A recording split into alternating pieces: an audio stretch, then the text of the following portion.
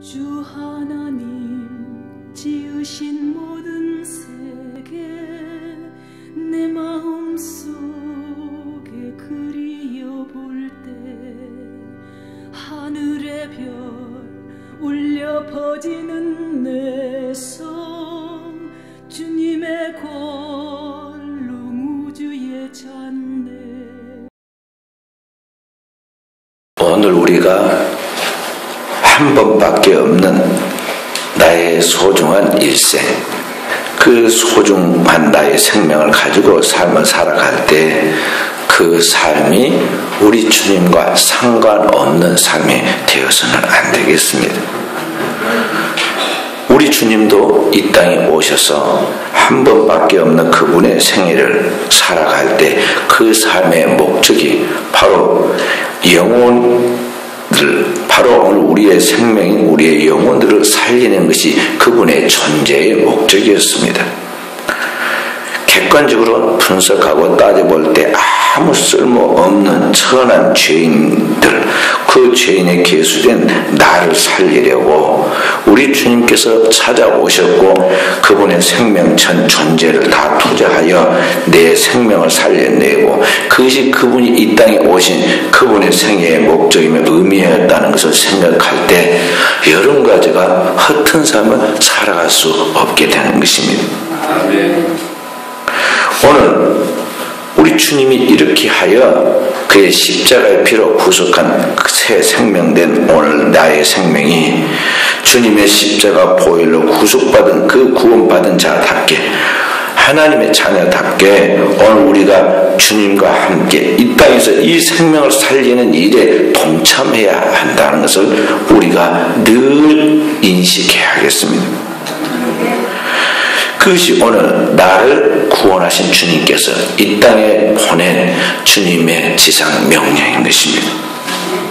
주님은 말씀하시기를 너희는 가서 만민에게 복음을 전파하라 그랬습니다. 여러분과 제가 나가서 세상 사람들에게 할 일은 세상의 다른 인기나 또는 이익이나 또는 나의 명예나 나의 어떤 유익을 위하여 사람들과 교제하는 것이 우선이 아니라 사람을 볼 때 그 사람에게 하나님의 생명의 복음을 전해서 그 영혼을 하나님께로 이끄는 것이 오늘 주님이 우리를 구원하여 이 땅에 보낸 우리의 존재의 의미이며 목적이고 우리가 해야 할 이루어야 할 사명이다 하는 것입니다. 소설가인 신달자 씨가 라디오 방송에서 이런 말을 합니다. 그녀가 9년 동안 시부모 병수발을 받아냈습니다. 그리고 24년 동안 남편 병수발을 했습니다. 그렇게 수고를 했는데 끝내 남편은 그렇게 죽고 말았습니다. 그래서 속으로 평생 도움이 안 되는 남편이다 그렇게 생각하고 있었는데 어느 날 밖을 내다보고 창밖에 비가 오는 걸 보면서 자기도 모르게 고백이 터져나왔어요. 어머, 밖에 비가 오네요. 반가워서 그렇게 말해놓고 다시 가만히 생각하고 뒤돌아보니 그 일상적인 그의 말을 들어줄 사람이 없더라는 것입니다. 그제서야 그 천하에 도움이 안 되는 그런 남편이라고 생각했던 그 남편의 존재가 자기에게 무엇을 도와주어서가 아니라 그냥 존재함으로 고마운 대상이라는 것을 알았다고 그렇게 고백을 합니다. 올 봄에 우리나라 진도 앞바다에 침몰한 이 세월호로 무고한 생명 304명이 죽었습니다. 그때 죽음을 앞둔 사람들이 마지막 했던 그런 메시지들이 사람들에게 마음에 여러 가지 생각을 줍니다. 사업을 위해서 그렇게 제주도를 간 사람도 있고 또 돈이나 성공을 위하여 그렇게 활동한 사람도 있을 것입니다. 또 학생들은 정말 이번에 수학여행을 통해서 자신의 모든 삶에 새로운 전환을 가져오고 자기 인생 세상의 꿈을 도약시켜 나갈 그런 마음으로 출발했겠지만 그들이 마지막 남긴 그런 메시지는 너무나 평범한 말들입니다. 아빠, 엄마 보고 싶어. 누나 사랑해. 그동안 잘 못해줘서 너무 미안해. 여보 너무 사랑했어. 부대 애들하고 행복하게 살아. 인생의 마지막에 그들이 남긴 메시지는 하나같이 대단한 어떤 큰 사건과 사업과 일들이 아니라 가족들에게 남긴 사랑의 고백들이었습니다. 동일한 내용은 뭐냐면 더 사랑해주지 못해서 미안하다는 말이죠. 죽고 사는 단 1분도 채 남지 않은 그 순간에 그들이 추구하고 달려갔던 쌓아왔던 돈이나 명예나 권력이나 쾌락은 아무것도 없이 생각도 나지 않고 결국 함께 살아가는 이 가족들을 찾는 것이죠. 일상의 행복, 가족에 대한 일상의 소중함을 깨달은 것이죠. 미국에서는 2001년도에 9.11 테러가 일어나서 큰 충격을 미국 사람들이 받았죠. 한국에서는 방금 말씀드린 최근에 일어난 4.16 참사로 인해서 우리 한국 사람들이 지금까지 거대한 우울증을 안고 있습니다. 그런데 그러한 것들이 타국의 어떤 나라의 재수없는 일이 아니라 우리나라에서도 어떤 좀 운 나쁜 사람들이 그냥 만나는 그러한 일이 아니라 나의 생애 속에서도 거대한 역사의 흐름 속에 살아가고 있는 나도 어느 날 그와 동일하게 종말의 시간을 맞게 될 수 있다는 것이죠.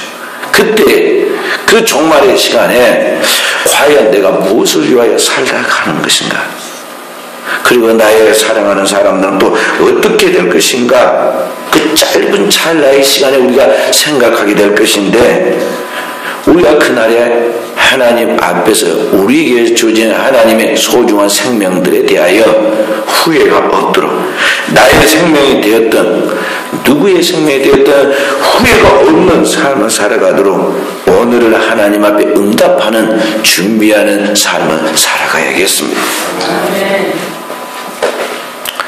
세계에서 가장 높은 사람도 성공한 사람들이 왕들이죠. 고대 절대 군주인 황제들이죠. 진시황, 진나라를 통일시켰던 시황제인 진시황은 그때의 수도인 센양에 궁을 건립했죠. 아방궁이라는 우리가 잘 아는 아방궁 같다. 그 궁이 그저 유리합니다.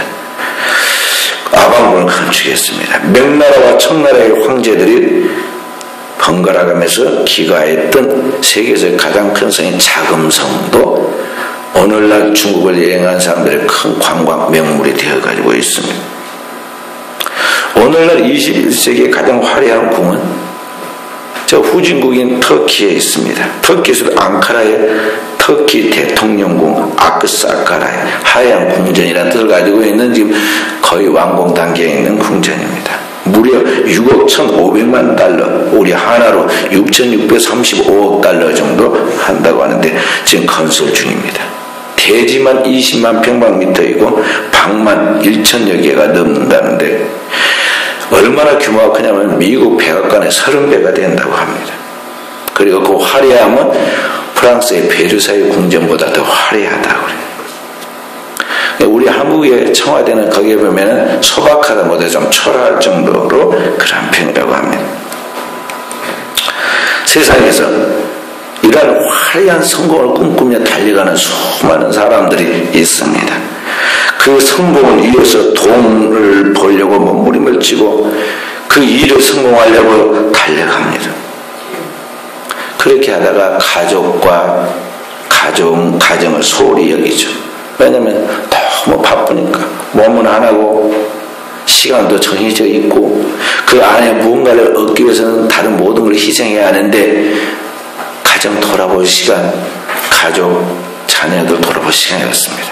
그래서 성공한 사람들의 대부분이 대개 보면 가정이 깨지고 이혼하고 자녀들이 거의 다 문제가 많아지고 얼마 후에 자녀들도 결국에는 결혼하면 다 이혼을 하죠. 오늘 우리가 세상을 살아가면서 꼭 필요하다고 지금 추구해 달려가고 있는 꿈꾸는 것들은 세상을 살아가는 삶에 있어 이미 살 수 있을 때, 살고 있을 때는 필요한 수단들입니다. 그러나 본질적인 것은 아닙니다. 인간의 행복의 하나의 필요 조건은 되지만 절대 조건은 못 된다는 것이죠. 가장 중요한 보람, 가장 중요한 절대 인간의 행복의 조건은 뭐냐면 이미 하나님이 천례적으로 우리에게 주신 나의 생명인 것입니다. 그리고 내 생명에 가장 가까운 생명의 가족들, 피부치들인 것이죠. 그런데 오늘의 이 시대는 현대인들은 가치가 전도 뒤바뀌었습니다. 눈에 보이는 것들에 대한 집착과 애착, 이 눈에 보이는 물질과 명예와 권력을 성공이라 생각하고 그런 것에 집중해서 좋지 않은 경쟁을 벌입니다.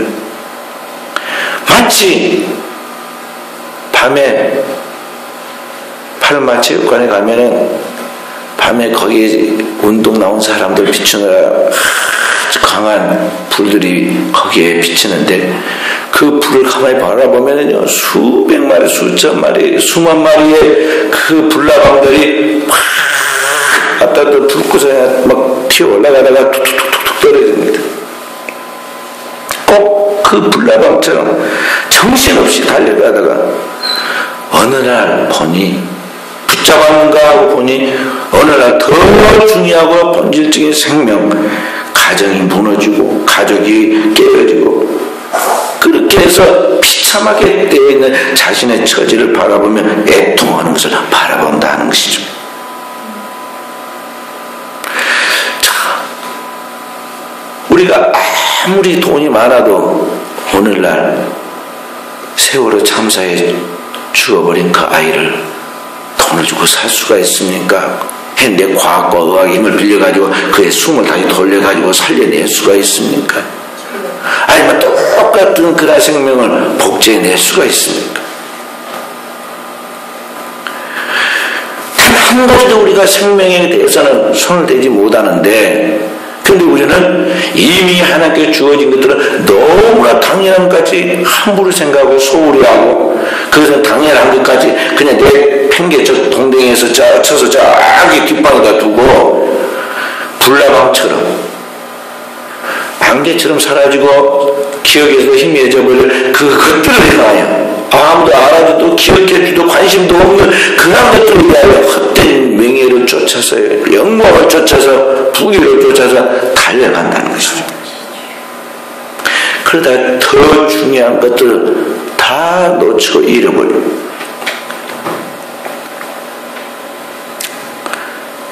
그래서 바로 그러한 인생들의 복음을 전해주고 하나님의 뜻이 무언가를 가르쳐주고, 오늘 우리가 이렇게 허무하게 헛된 것을 쫓아서 살던 우리의 삶의 그 무가치하고 죄악된 허물과 죄를 다 하나님 앞에서 대신 담당하여 영원한 속죄의 피로 죄값을 치르신 주님께서 오늘 우리를 그의 피로 구속하여 새 생명을 주시고, 그 믿는 자들은 우리에게 너도 나와 같이 이 땅에서 다른 여러 가지도 있겠지만 생명을 구원하는 이 일을 위하여 살아야 한다고 예수 믿는 모든 크리스찬들에게 주님의 공통된 주님의 지상 명령은 주었다는 것입니다. 이것은 내가 취사 선택할 수 있는 것이 아닙니다. 주님의 명령은 절대 명령이고, 이 명령은 다른 어떤 것과 순서를 바꿔도 좋은 그런 것들이 아니라 하나님 앞에서 이 땅의 최고의 명령이라는 거죠.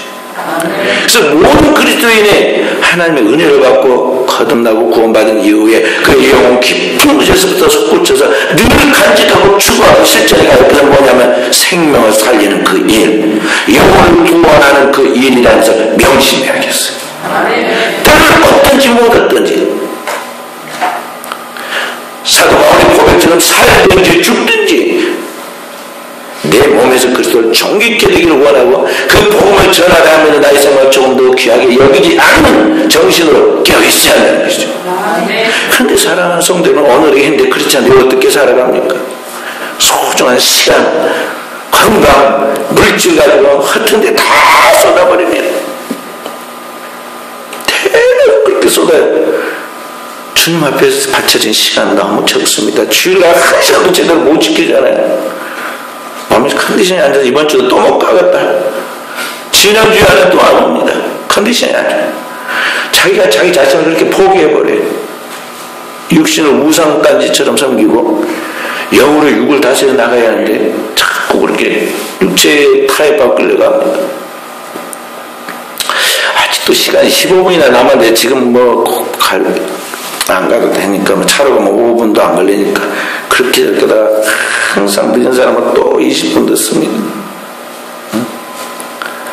오늘 여러분과 제가 지금 하나님께 바쳐서 내 영혼의 생명을 축복받고 생명의 회복과 은혜를 받고 그렇게 해서 세상에 생산적인 하나님의 생명의 열매를 맺으며 살아갈 그 소중한 시간들을 준비 없이 이렇게 보내는 거죠. 그 하나님이 우리에게 주신 물질들을 다 구별해서 하나님께 헌금하고 감사하고 의미 있게 쓴 게 아니라 세상에 아무것도 아닌 무가치한 일들에 시간과 정력, 물질을 낭비하고 그런 것이 아니라 아주 비싼 금으로 저축을 해놓고 어떤 가운데 거기 쓸 돈은 있습니다.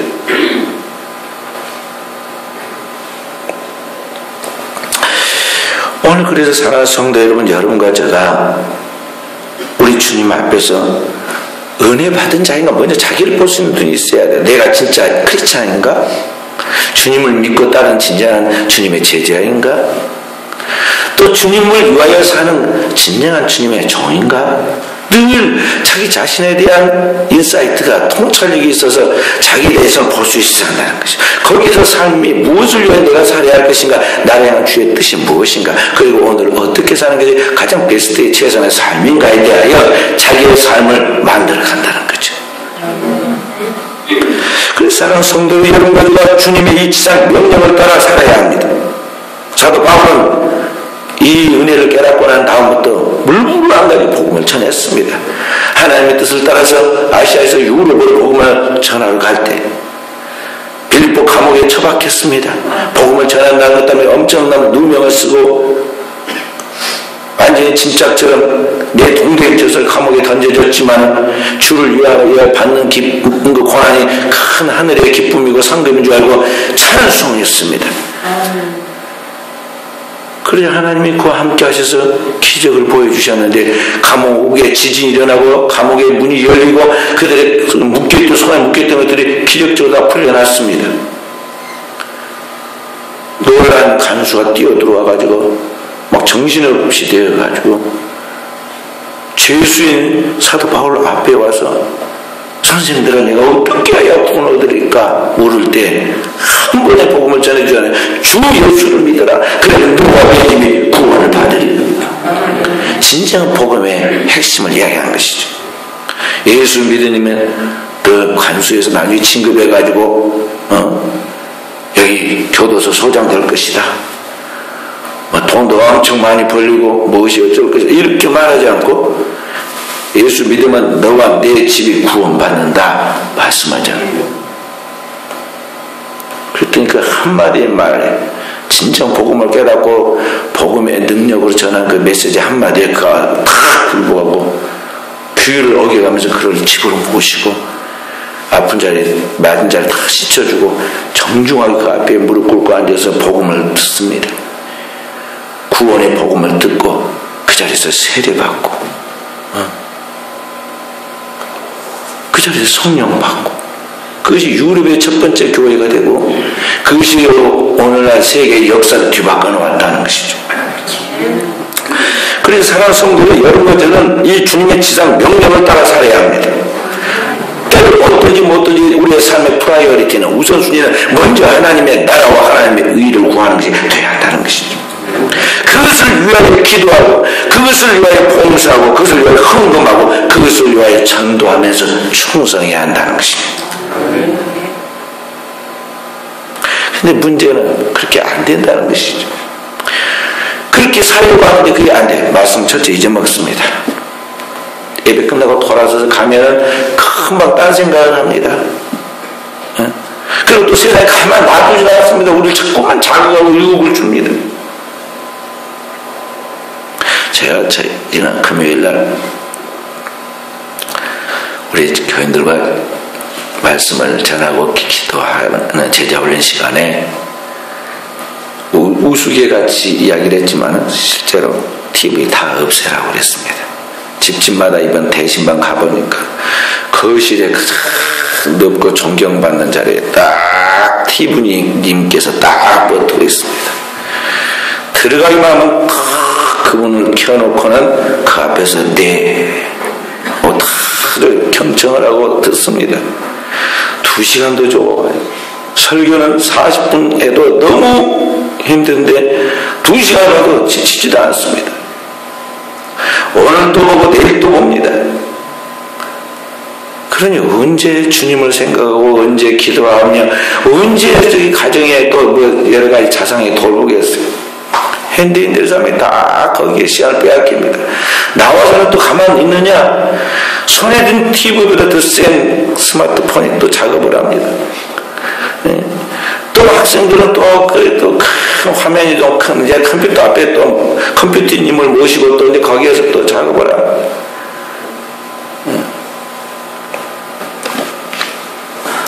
자, 오늘 우리가 보이지 않냐 실천하고 있는 내 안에 그 나의 영혼을 살찌게 하고 기름지게 하고 튼튼하게 하고 영역 있게 해서 이 세상을 다스리고 정복하여 하나님의 나라와 하나님의 영광을 이루어가야 하는데 이 문제가 정신이 쇠약하고 내 영혼이 완전히 병들어서 골아가고 있다는 거죠.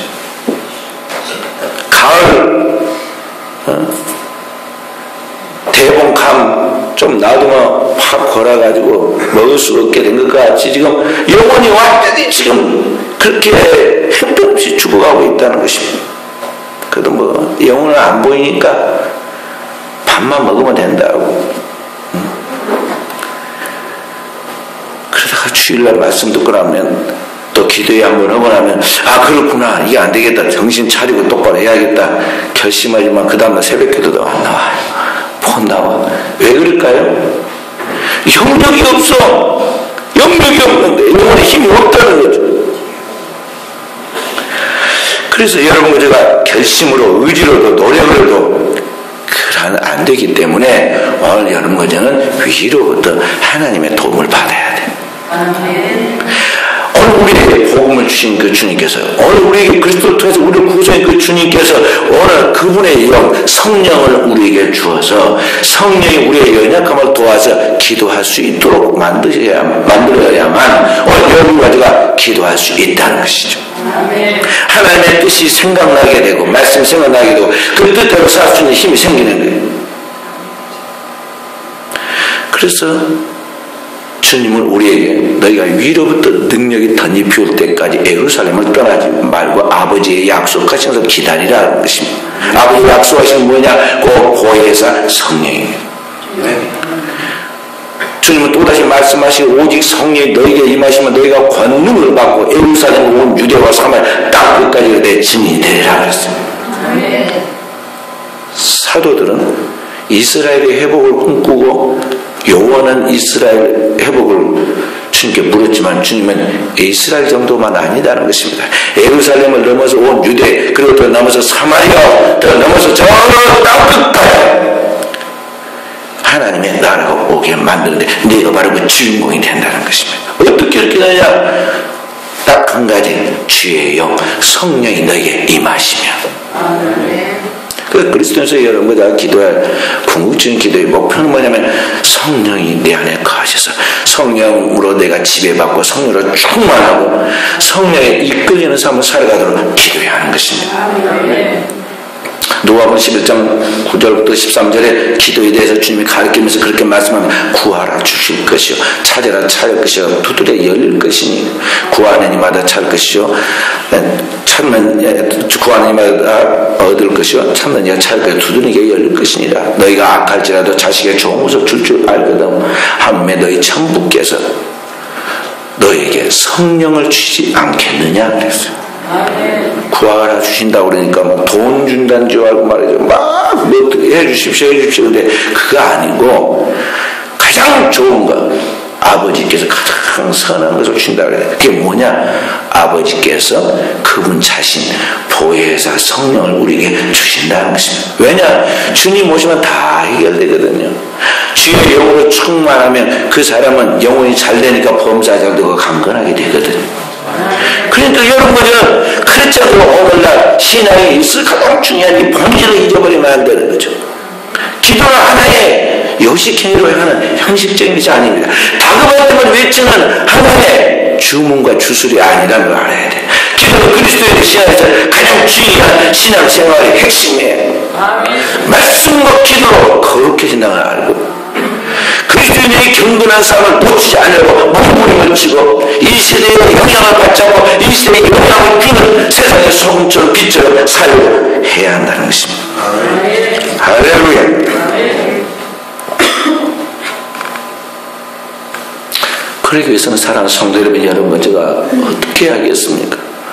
문제는 그렇게 해야 할 네 가지 고정이 나 있다는 거죠. 문제는 내가 주님 앞에서 그 주의 뜻대로 살기 위해서 주님의 성령을 충만받은 영의 사람으로 살기 위해서 먼저 내가 하나님 앞에 거듭나야 돼요. 거듭난 영적인 사람으로 태어나는 거예요. 그래야 하나님의 음성이 들리고 그 음성을 따라 살아갈 수 있는 성령의 감동과 감화에 이끌리게 되고 그러지 않으면 세상 소리만 들리고 세상에 자극을 받으면 충동적으로 막 그렇게 반응이 나오게 되고 있고 자기도 모르게 죄 짓게 되고 있어요. 그 다음에 주일날 와서 목사님이 전하는 말씀이 좀 강하면 말이죠. 반발심이 생기고 교회에 다니고 싶은 마음이 없어지고 도리어 역반응이 생긴다. 오늘 생명을 살리는 주님, 살리기 위해 오셔서 내 생명을 살리는 그 주님의 마음과 오늘 거듭난 나의 속사람이 영혼의 영적인 거룩한 교통이 이루어져서 거기에서 오늘 하나님의 역사가 나타나는 건데 오늘 거듭나지 않냐고 주님과 마음이 교통이 안 되니까 하나님 마음과 합한 사람을 하나님이 사용하시는데 그게 안 되니까 내 삶의 표적도 변화도 기적이 없는 것이죠. 왜 나의 생애는 아무런 변화가 없는가? 하나님 나타나서 내 앞에 좀 뭔가를 보여주고 나타나서 해결해주면 좋겠는데 내 생애는 한 번도 그런 적이 없는가 하고 완전히 신앙을 미신적으로 생각하는 사람들이 많아요. 우리 교인들이야 그 정도 수준은 아니지만은요 오늘 미신적으로 교회 다니는 얼마나 많은지 아세요? 오늘 죄로 인해서 양심까지 화인 맞아 완전히 썩어 문드러진 나 환자처럼 지금 되어 있는 나의 영혼의 실체를 알아야 한다는 것이죠. 이 죄의 심각성과 중독성과 강한 그 마상을 알아야 돼요. 두려워할 줄 알아요. 그렇게 병들어 있는 나를 고칠 것은 세상에 아무것도 없어요.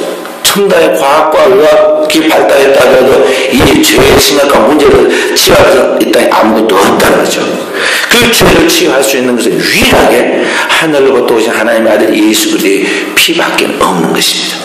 주님이 십자가에 흘린 보혈의 피, 그 피만이 오늘 여러분과 영원한 속죄를 이루어 우리와 하나님과 교통할 수 있도록 우리를 치유하신다는 것입니다.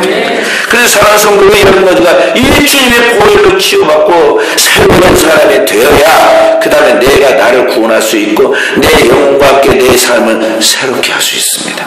뿐만 아니라 내가 나를 구원하고 나를 전도했기 때문에 능력 있는 내가 다른 사람에게까지 복음을 전하여 그 영혼을 살릴 수 있다는 것이죠. 과연 내가 살지 못하고 누구를 살려낼 것입니까? 내가 건강하지 못한데 누구를 도울 수 있겠느냐는 것이죠. 3000년 전에 이미 은혜 받은 다윗은 노래할 때 뭐라고 그랬습니까? 시편 103편 1절부터 5절에 그렇게 말합니다. 할렐루야 내 영혼아 여호와를 송축하라 내 속에 있는 것들아 다 그 성으로 송축할지어다. 제가 내 모든 죄를 사하시며 내 모든 병을 고치시며 내 청춘을 새롭게 하사 독수리처럼 새롭게 하시는도다 그랬어요. 오늘 주님 앞에 나가서 주님의 피로 정결하게 깨끗하게 씻음받고 내 영혼의 속사람이 치유받는 그 사람, 아무리 나이가 먹어도 청춘을 회복하듯이 마치 창고한 박차오르는 독수리처럼 그렇게 그의 생애를 하나님께서 들어 써주신다는 것입니다. 아멘. 그래서 사랑하는 성도 여러분들요, 그리스도로 말미암아 오늘 하나님의 거룩한 완전한 치유, 진정한 치유를 받고 나아가도록 해야겠습니다. 이스라엘이 가나안 땅에 들어갔습니다. 꿈에 그리듯 하나님의 약속한 믿음에서 아브라함 때 약속한 적과 꿀이는 가나안 땅, 언약의 땅에 드디어 모세를 통해서 그리고 여호수아의 그런 후계자 여호수아를 통해서 가나안 땅에 들어갔습니다. 그런데 들어가서 나라가 자리를 잡지 못하고 350년 동안 많은 혼란기를 거칩니다. 그것이 성경에 나와 있는 여호수아 이야기, 여호수아서의 이야기, 사사기의 이야기입니다. 그 땅의 원주민들과 엎치락 뒤치락하고 그 땅의 문화와 뒤섞이기도 하고 딱 정신을 차리기도 하면서 350년 동안 엄청난 혼란기를 겪어요. 그래도 나라가 없어지지 않았어요. 하나님의 은혜로. 그때 기도로 태어난 사무엘이 어릴 때부터 하나님의 음성을 듣습니다. 여러분과 제가 읽은 이 오늘 본문의 말씀이 바로 이 하나님의 음성을 듣는 사무엘이 최초의 이야기입니다. 처음 하나님의 음성을 들으니까 하나님의 음성인지 구분하지 못하고 그의 양아버지 제사장인 엘리에게 찾아가서 불렀습니까? 저 여기 왔습니다 하고 3번이나 갔잖아요. 둔한 엘리는 하나님의 음성을 듣고 있는 이 사무엘에 대하여 바르게 지도하지 못하고 3번이나 쫓아와서 이야기를 하는데 그때 이 아이가 하나님의 음성을 듣기 시작하는구나 하고는 가서 기다리고 있다가 하나님 너를 부르시면 여호와여 주의 종이 듣겠나이다 말씀하소서 하고 말해라고 가르쳐줍니다. 자리에 돌아와 누웠던 사무엘이 누워있자 여전히 4번째 사무엘아 사무엘아 하나님이 부르십니다. 그 무릎을 꿇고 일어나서 무릎을 꿇고 똑바로 앉아서 말씀을 대답하는 여호와여 말씀하소서 종이 듣겠나이다. Speak Lord thy servant hears. 그러자 주님께서 이제 하나님의 역사에 대하여 말씀하시죠. 그리고 그 말씀을 대언한 사무엘의 말은 땅에 떨어지고 그 땅에 성취됩니다. 그때부터 사무엘이 다스리는 나라가 새로워지기 시작하고 사무엘에 의해서 길러진 훈련받은 제자들 사울과 그 후에 다윗에 의해서 이스라엘 나라가 그 땅에서 자리를 잡고 왕국을 건설하고 그 땅의 지배자로서 이 땅에 하나님의 뜻을 전달한 제사장 나라의 역할을 감당하게 됩니다. 아멘. 중요한 것은 그러니까 무엇일까요? 오늘 하나님과 교통되어 있는 내 영혼이 하나님의 음성을 듣고 그 음성을 듣고 실천할 수 있는 삶이 되어지는 것입니다. 교회만 우리가 왔다 갔다 하고 막 좋아지면 좋겠다.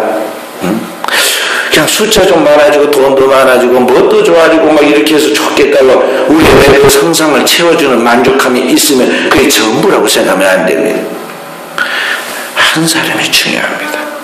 진짜 깨어있는 하나님의 말씀에 서 있는 하나님의 영에 충만되어 있는 한 사람이 중요하다는 것입니다. 아멘. 한 사람이 민족을 살리고 한 사람이 세계를 살립니다. 한 사람만 깨어있으면 가정이 삽니다. 그렇기 때문에 사랑하는 성도들 여러분과 제가 오늘 우리 시대에 이러한 주님의 종들로서 바로 설 수 있도록 우리가 깨어있는 종들이 되어야겠습니다. 할렐루야.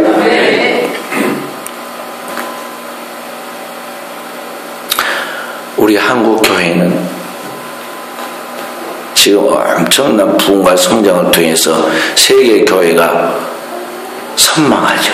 그래서 한국 교회가 세계 교회의 대회가 다 지금 한국에서 열립니다. 작년에 한국에서 열렸던 WCC 월드 카운실 오브 처치라는 대회가 선교대회가 한국에서 열렸잖아요. 그 최초의 시작이 저기 1910년 영국 에딘버러에서부터 열렸는데요. 우리나라는 이러한 에딘버러에서 스코틀랜드 장로교회의 후예들입니다. 한국의 대표적인 교회들이 장로교회인데 이 장로교회가 스코틀랜드 장로교회에서 그 전통이 유래해 왔습니다. 스코틀랜드 에딘버러에 있는 장로교회는 종교개혁자인 존 칼빈, 장 칼빈의 스위스 제네바 아카데미에서 수학했던 젊은 존 낙스가 영국의 카톨릭의 중흥을 꿈꾸는 여왕 메리에 맞서서 1567년에 종교개혁을 단행해서 뿌리를 내린 교회입니다. 그렇게 해서 세운 전통 개혁교회가 이 장로교회인데 우리 한국교회는 바로 이 후예인 존 로스 선교사가 중국 선양에서 한국어로 최초의 성경을 번역해서 우리에게 주었죠. 그렇게 해서 우리 한국의 지금 교회가 100년의 역사 속에 크게 성장했는데 그렇게 복음을 전해주고 신앙의 그러한 개혁 정신을 전해주던 그 스코틀랜드 에딘버러는 지금 어떻게 되었느냐. 기자가 가보니까 그 도시의 문명과 문화의 번쩍 속에서 완전히 세속화되어가지고 거대한 물결에 세속화의 물결에 휩쓸려 가서 지금은 가보니까 대부분의 교회가 텅 비어있고 일부는 술집으로 팔렸고 공연장으로 팔리고 어떤 것은 귀신 체험관으로 전락했습니다. 일부 교회는 또 이슬람교에 팔려가지고 넘어가 모스크로 변했고 목회들 양성한 신학교는 거의 문을 닫았더라고 그랬습니다. 20세기에 세계 선교를 전략을 논의하는 자리 우리나라에 복음을 전해주었던 최초의 선교사는 아펜젤, 언더우드, 마페 같은 이런 선교사들이 가서 동아시아 선교를 위하여 힘썼던 바로 그곳이 100년 만에 이렇게 완전 세속화의 물결에 침몰돼가지고 완전히 황폐하게 되었다는 것이죠. 우리나라는 지금 어떠느냐? 우리나라가 지금 그 길을 밟고 있다는 것입니다. 한국교회가 100여 년 전에 어땠습니까? 조선 말에 우리나라는 중국과 러시아 또 미국과 일본 4대 열강에 의해서 쌓여있고 일본의 침략을 받아서 완전히 나라가 국권을 상실해버렸습니다. 한국은 희망이 없는 나라고 절망적인 상황에 놓여 있을 때 그런 때 교회가 희망이 되었습니다. 교회가 민족의 등불이 되었고 이 민족을 살리는 희망이 되었습니다. 교회가 바른 정신의 지도자들이 되었어요.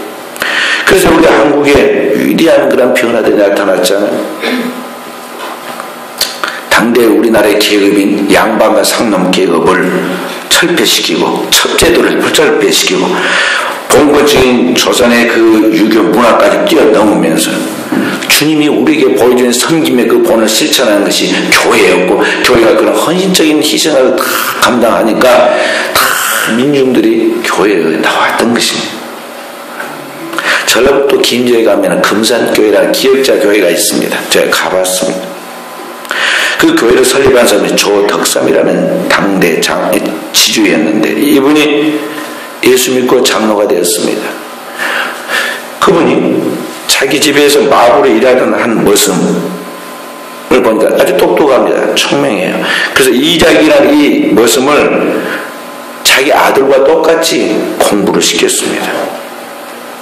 그렇게 해가지고 금산교회에 자기가 땅을 내어가지고 헌금해서 진 그 금산교회의 제2대 목사로 신학을 공부시켜가지고 모십니다.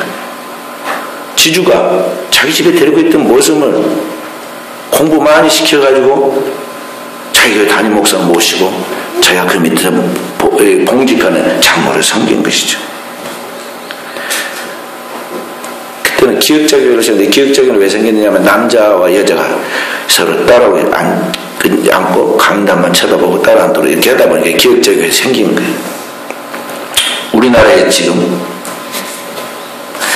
문화재, 전라북도 문화재 136호로 되어 있습니다. 그 조덕삼 장로의 가정은 100년 동안 신앙의 뿌리를 이어서 그의 아들과 손자 2대 3대가 계속 장로로 섬기고 지금은 사선 의원으로 국회의원인 조세영 장로가 그 교회에 한 달에 한 번씩 와서 예배를 드립니다. 그리고 그렇게 공부시켰던 이작이라는 분은 우리 장로교 통합 측의 장로교의 가장 위대한 총회장으로서 인정받는 총회장 2분이나 했어요. 그리고 우리가 총회 이작상이라는 상이 있습니다. 이렇게 우리 한국 교회가 초창기에는 뜨겁게 복음적으로 나가고 복음을 위하여 순교하고 고난받는 것을 기쁘게 여기고 상호를 여기고 나아갔습니다. 그러다가 한국의 문명과 문화가 발달했습니다. 부자 되게 해달라고 그렇게 하나님께 기도하는데 부자 만들어 주었습니다. 그랬더니 이제 한국교회가 나쁜 것을 자꾸 배워옵니다. 서양의 문물과 물질주의 영향을 받아가지고 완전히 우리 한국이 세속화되었어요. 그렇게 유교의 동방예의주교라는 게 어디 가고 한 동네 살면서도 어른과 아들의 구분이 없어서 인사할 줄도 모르고 서로 외면하고 삽니다. 남녀의 차이도 없습니다. 부모와 가족의 소중함도 없습니다. 오직 육신의 감각적인 것들에 대한 편안한 것, 재밌는 것, 돈 되고 이익되는 것, 명예와 권력의 그런 것들에 맞서 들어가지고 불나방처럼 막 정신없이 거기만 쫓아갑니다. 신앙생활도 교회에서 우리가 잘 가르쳐야 하는데, 목회자들이 잘 가르쳐야 하는데요. 오직 사람들의 욕망을 따라서 축복과 성공만을 강조해가지고 그것이 진짜 성공인 줄 압니다. 돈 많이 벌었다고, 돈 어떤 방식으로 벌는지 모르지만 아예 돈 벌었다고 하면 축복받았다고 그럽니다. 고난과 시련을 통하여 인간의 내면이 거룩해진 인격으로 영성으로 만들어지는데 그런 것에 대해서는 아주 관심이 시들어진 지 오래됐습니다. 말세의 특징이 교회에 나타나고 있는 것입니다. 말세, 자기를 사랑하며 돈을 사랑하며 자랑하며 교만하며 비방하며 부모를 거역하며 감사하지 아니하며 부정하며 원통을 풀지 아니하며 모함하며 절제하며 사나우며 쾌락을 사랑하기를 하나님 사랑보다 더한다는 말씀대로 정말의 진조가 오늘날 한국 사회, 한국 교회 안에까지 들어왔다는 것입니다. 그래서 사랑 성도 이런 거죠. 이 한국교회 이 병든 상황에서 돌아서야 합니다. 주님의 복음의 원칙을 돌아서서 십자가 정신을 붙들고 내 안에 진정한 경건의 능력이 회복되도록 힘써야 한다는 것입니다. 그래서 여러분 그저는 아이들 넘어지면 막 떨고 뭔지 막 큰일 날까지 떨잖아요. 사실 그게 괜찮은 건데 그걸 떨면서 오늘 네 안에 이 죄악된 세속성과 이런 것들이 묻어들어오는 데서는 정말 두려워하거나 부끄러워하거나 고통하지 않는다는 것이죠. 오늘 여러분 교자는 진정한 그리스도인으로서 거룩한 영성을 잃어버린 죄를 회개하고 내 영혼을 살릴 뿐만 아니라 내 영혼이 귀히 여겨야 할 또 다른 영혼인 피부친 가족들을 살리려고 해야 하고 또 내가 만나는 사람들의 인간적인 동정과 인간적인 정으로 그렇게 끈을 맺으려고 인연을 맺으려고 하지 말고 그 영혼을 살리는데 여러분 제가 최선을 다하여 내 생명을 거기에 쏟아야 한다는 것입니다. 할렐루야. 이것이 여러분 제가 추구해야 할 오늘의 신앙인으로서의 모습입니다. 말씀을 마치도록 하겠습니다. 사랑하는 귀한 성도 여러분, 주님 앞에서 여러분과 제가 어린 사무엘도 엎드려서 기도했잖아요. 어린 사무엘이 주여 말씀하옵소서 종이 듣겠나이다. 하나님께 엎드려 기도했습니다. 그 경험 많고 영적인 체험도 많은 엘리와 그 두 아들은 따뜻한 방에서 집에 들어가 자고 있는데 어린 사무엘은 하나님의 법궤가 있는 천막으로 만들어진 성전에 거기에 지키면서 주야를 지키면서 주여 말씀하셔서 종이 듣겠나이다 부르짖었어요. 오늘 여러분과 제가 이랑 깨어있는 영성을 가지고 한 몇 매달리겠습니다. 생명을 살리기 위하여 40일 동안 작정해서 기도했습니다. 하나님 뜻이 이루어지도록 영혼의 영광을 거두고 이 민족과 국가를 위하여 가정을 위하여 자녀들을 위하여 기도했어요. 한 번도 재단에 안 나온 사람은 도대체 뭘까요? 한 번도 나와서 기도하지 않은 사람은 어떤 사람일까요? 다른 사람에게 부탁하라고 자기는 기도하는 사람은 어떤 사람일까요? 혹 그런 사람이 있다면 말이죠. 사랑 귀한 성도 한 주 남았는데요. 추수감사가 한 주 남았는데 그냥 우리가 기분 좋게 한다고 감각적으로 기분 좋게 한다고 말이죠. 그냥 얼싸덜싸 하면서 추수감사절 때 막 감이랑 무랑 풍성하게 갖다 놓고 막 맛있는 거 먹으면서 보낼 수도 있습니다. 그러나 육적 추수는 안 믿는 사람들에게도 하나님 주신 것이니 여러분 하나님을 기쁘시 하는 영혼의 열매를 쌓아야 할 거 아니에요. 그것은 인력으로 안 됩니다. 기도해야 합니다. 한 주간을 기도하십시다. 새벽을 깨우십시다.